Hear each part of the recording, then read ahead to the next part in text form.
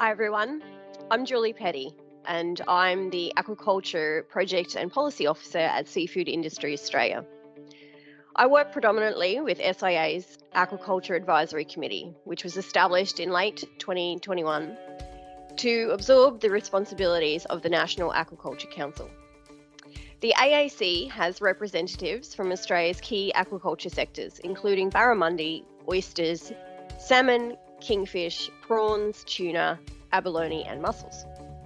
We've got a lot of work to do, from everything from myth busting to biosecurity, labour shortages and product labelling integrity, just to name a few. And this is a super exciting time for aquaculture. It's the largest sector in the domestic seafood industry, accounting for 51% of total GDP.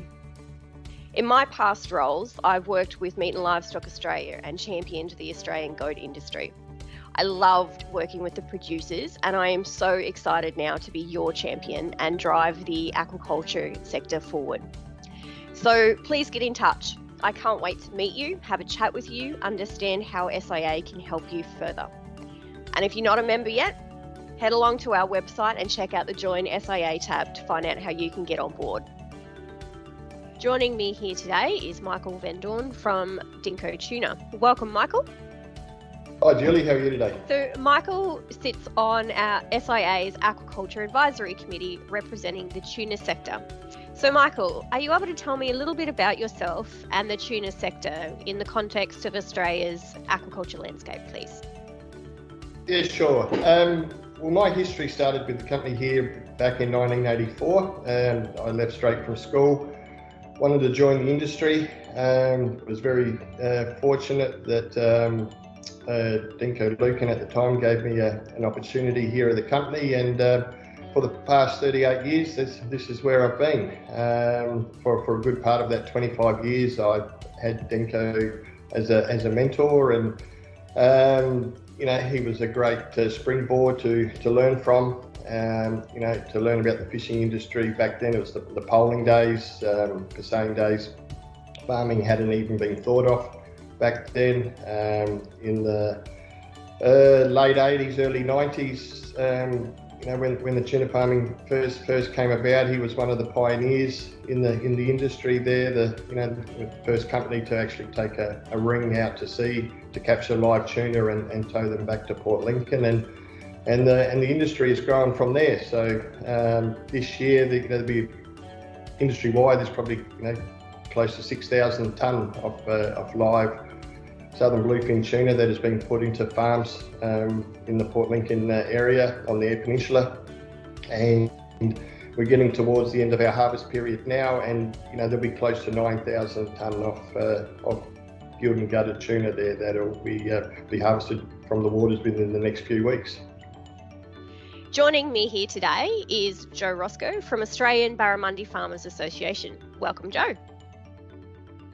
Hi Julie, how are you? Thanks for having me. No worries, pleased you're here.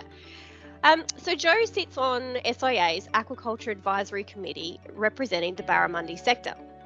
So Joe, are you able to tell me a little bit more about yourself and the barramundi sector in the context of Australia's aquaculture industry?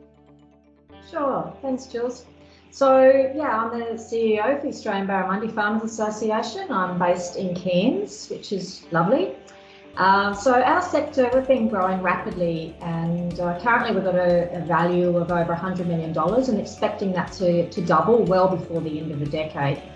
Our members operate in all mainland states and the Northern Territory using a diverse range of production systems. A little bit about me. So I've had over 30 years experience in aquaculture. Graduating from one of the first aquaculture cohorts at the University of Tasmania, before it was the University of Tasmania. Since then, I've worked in the industry in animal husbandry, research, extension, training and education, and now industry representation. Joining me here today is Rob Grattan from Clean Seas. Welcome, Rob. Good morning, Julie. How are you? Good, thanks. How are you going? Not too bad, thank you. So Rob sits on SIA's Aquaculture Advisory Committee representing the kingfish sector.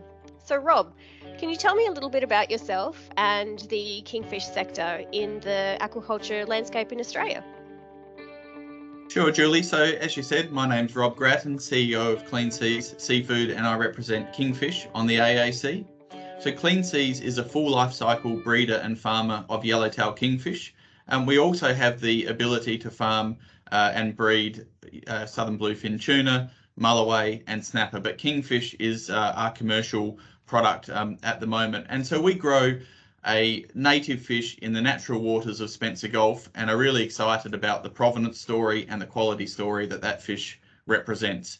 We export our fish all around the world. It ends up in the top restaurants around the world and also in specialty retail channels and home meal kits. So very much an international business taking our Spencer Gulf provenance to the world. But otherwise, I wanted to say thank you so much again, Rob, and thanks very much to everyone who's listened in. Thank you, Julie. It's a pleasure.